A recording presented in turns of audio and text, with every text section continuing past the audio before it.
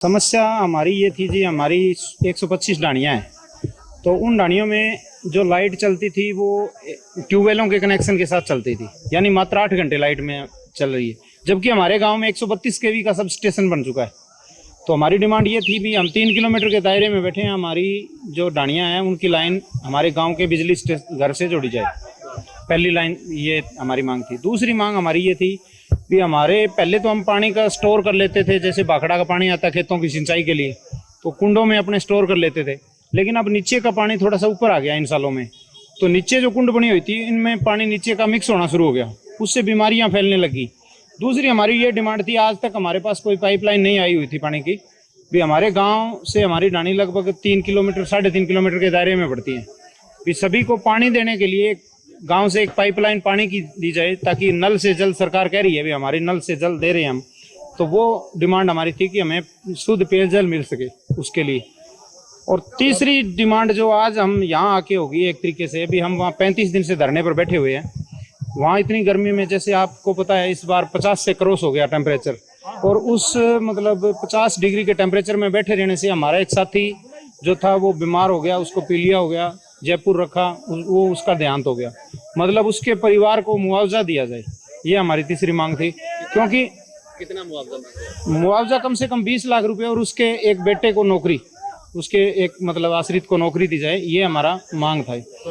तो अब डीसी साहब से हम मिले थे। डीसी साहब ने हमें आश्वासन दिया कि आपका 38 लाख रुपए का एक एस्टिमेट हमने चंडीगढ़ भेज रखा है बिजली के लिए, और 3,32,50,000 रुपए का एक एस्टिमेट भेज रखा है हमने पीने के पानी के लिए। तो ये दो उन्होंने कहा है कि लगभग 1 महीने में ये दोनों चीज़ें भी लगभग क्लियर हो जाएंगी। और हम भी उनको कह के हैं कि अगर 1 महीने में होती है तो दी बेस्ट है, नहीं होती है तो हमारा आंदोलन तब तक जारी रहेगा जब तक ये काम हो नहीं जाते। ठीक है, क्योंकि आज हम वहाँ से खड़े होकर चले जाएंगे तो बाद में तो हमारा कुछ होना ही नहीं। हमें पता है इस प्रशासन का धरना जारी रहेगा हमारा, जब तक काम नहीं होगा तब तक हम वहीं बैठे रहेंगे। आज एक महिला और अपने बुजुर्ग की तबीयत खराब होगी, ऐसे हम तो मतलब ये 3-4 डेली डालते हैं जी। वहाँ से धरना स्थल से 3-4 बुजुर्ग महिला वहाँ से डेली एम्बुलेंस में डाल के भेजते हैं। आज हमारे सिरसा के निजी हॉस्पिटलों में कम से कम 10 व्यक्ति ऐसे हैं जिनका इलाज चल रहा है इस गर्मी में धरने पर बैठे रहने के कारण। और एक व्यक्ति है जो हमारे बीच में नहीं रहा, उसका हमें बहुत दुख है, तो उसका रोना रोने के लिए हम यहाँ आए थे।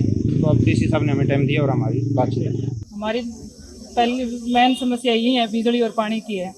आप सभी को पता है अभी ये सबकी जरूरत है, इसके बिना कोई नहीं रह सकता। जीने के लिए बिजली और पानी सभी को चाहिए। और 1 महीने से हम ज्ञानदीप गाड़ी से लगातार धरने पर बैठे हैं। प्रशासन की तरफ से हमें कोई सुविधा नहीं मिली है, कोई हमारी सुनवाई नहीं हो रही है।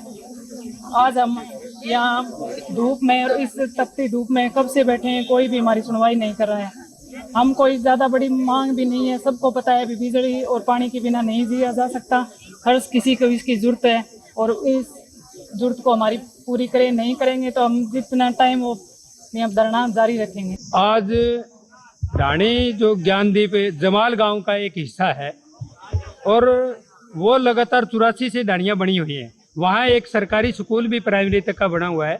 लेकिन अफसोस और दुख की बात यह है, जो रोज़मर्रा की ज़िंदगी की जो ज़रूरत है पानी और बिजली, लेकिन वहाँ डाणी वासियों को आज तक किसी भी सरकार में 1984 से लेकर के आज तक सभी की सरकारें रही, लेकिन किसी भी सरकार में बिजली पानी की व्यवस्था वहाँ नहीं की गई। आज इन्होंने चुनाव का बहिष्कार भी किया, लेकिन किसी भी पार्टी ने जाकर के उन वोटरों की सुध नहीं ली, और उन्होंने किसी ने आश्वस्त नहीं किया भी हम आपकी ये जो ज़रूरतमंद चीज़ें हैं वो मुहैया करवाएंगे।